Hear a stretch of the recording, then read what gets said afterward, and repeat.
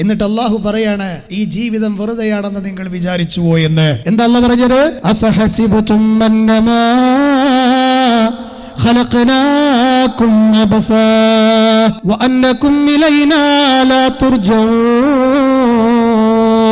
എത്രയോ വേദികളിൽ നിന്ന് നമ്മൾ കേട്ട വചനമാണിത്. മനുഷ്യരാരെങ്കിലും വിചാരിച്ചു പോയോ നിങ്ങളെ ഞാൻ വൃഥാ സൃഷ്ടിച്ചതാണെന്ന്, കളിതമാശക്ക് സൃഷ്ടിച്ചതാണ് എന്ന്, നിങ്ങളെ ഞാൻ എന്നിലേക്ക് തിരിച്ചു കൊണ്ടുവരില്ല എന്നും നിങ്ങൾ വിചാരിച്ചു പോയോ?